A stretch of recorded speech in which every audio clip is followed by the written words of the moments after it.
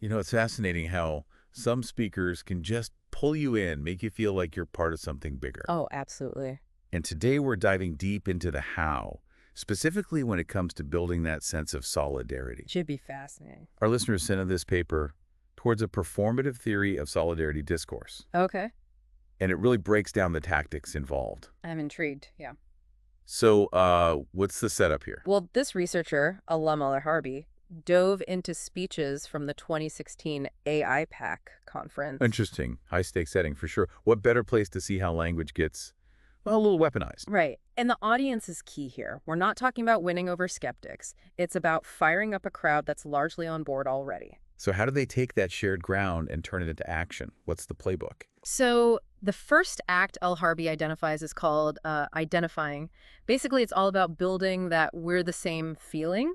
The speaker leans heavily into shared values, common experiences, anything to create that connection. Appealing to that we're on the same team sentiment. Precisely. And Alharbi found tons of examples in these AIPAC speeches. Speakers emphasizing the strong relationship between the U.S. and Israel, the shared commitment to democratic ideals. Sure, makes sense. But anything like more surprising? Some speakers even sprinkled in Hebrew phrases throughout their speeches. Oh, interesting. Not a ton, but just enough to resonate. I could see how that would land, create that instant familiarity, but why does that work? Think about it. Even a few words in another language can be really powerful.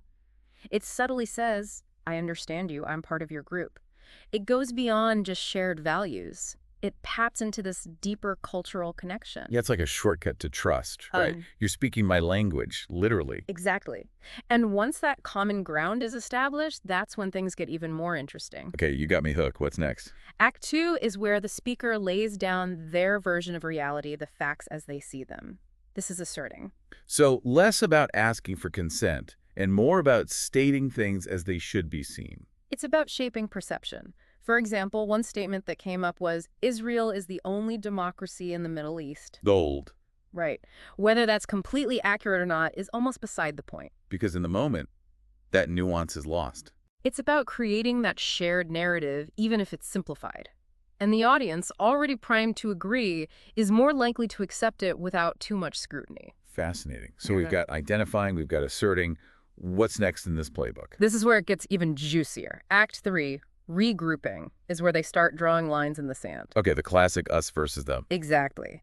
The speaker identifies a common threat, a shared enemy, and bam, rallies the audience against it. And in this context, at AIPAC, who becomes the them? Well, Iran is a big one, obviously. You Yeah. see speakers bringing up the Iran nuclear deal, framing it as this threat to both the U.S. and Israel. Makes sense. But it gets broader than that, too. Some speakers talk about Islamic extremism in general, Okay. or the global terrorist network, these big kind of nebulous categories. Which is interesting because it's not just disagreeing on policy anymore. It's deeper than that. Oh, absolutely. It taps into this fear, this need for unity in the face of danger. We have to stick together against them, that kind of thing. Exactly. Urgency, shared purpose, even if it means things get, well, simplified a bit. Right, because the nuances of foreign policy don't really get the crowd going. And this, I think, more than the other acts, shows how language can really solidify a group, even if it's, not the whole picture. Totally. So first you establish the common ground, then you lay out your version of things,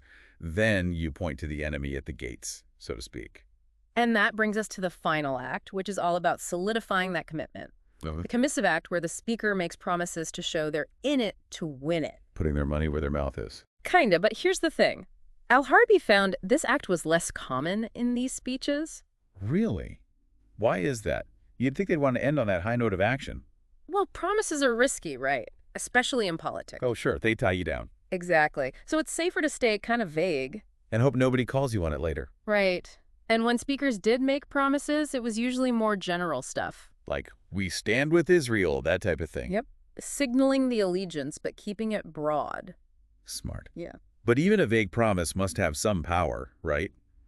It shows they're at least trying. Oh, totally. It's about reassurance more than specifics at that point. Interesting. Now, there's that one thing Alharbi mentioned, not one of the 4 acts, but running through them, storytelling. Oh, yeah. They gave the example of that speaker talking about their first trip to Israel. Right. And mentioning a shared friend who is a founding member of AIPAC, stuff like that. Which on the surface seems kind of random, but it works, doesn't it? Because it bypasses the logical part of your brain and hits you right in the feels. Instead of telling me we're alike, you're making me feel it. Exactly. Shared experiences, memories, that's powerful stuff. Suddenly it's not about policy, it's about, hey, remember that time we... And when you connect on that level, you're way more likely to go along with whatever message is attached, even if you don't realize it. It's like sneaking past the defenses. Exactly. So we've got our 4 acts: identifying, asserting, regrouping, committing. And through it all, a healthy dose of emotional storytelling to seal the deal. It's quite a recipe, isn't it? Makes you think, doesn't it? We always talk about political speech, but this really breaks it down into these, like, tactical maneuvers. It's like a playbook, right? Once you see it. Exactly. Yeah. So how does this apply to us out here in the real world, not just analyzing speeches? Well, knowledge is power, as they say. Next time you hear anyone trying to drum up support, pay attention. Are they hitting those same notes, the shared values, the bold claims? Are they drawing those lines in the sand, making promises? It's like you said, once you know the trick, You see it everywhere. and it loses a bit of its power. Exactly. You start asking, wait, why am I feeling this? Is it me, or is it the way they're talking? Right. Critical listening for the win, although this research focused on speeches. And, well, it's 2024. Everything's online now. Oh, man, don't even get me started. But it makes you wonder, right? How do these acts of solidarity, this playbook, how does it change when it's happening on social media? Whole other ballgame. It's faster, it's way more emotional, and frankly, the potential for, let's say, less than ethical persuasion, it's through the roof. Oh, for sure. Think about those moments where everybody's suddenly up in arms about something. Is that real solidarity or just like the echo chamber effect? $1 million question. When you're only hearing from people who already agree, how deep does that we really go? It's like solidarity on fast forward, but is it actually meaningful? So much to unpack there. That's the best kind of deep dive, though, right? One question just leads to another. Absolutely. So, listeners, we're turning this over to you. What are your thoughts on solidarity in the age of the internet? Hit us up with your observations, your questions, any examples you've seen, good or bad, especially those viral moments. Maybe we'll even do a follow-up on this very topic. Until then, happy listening.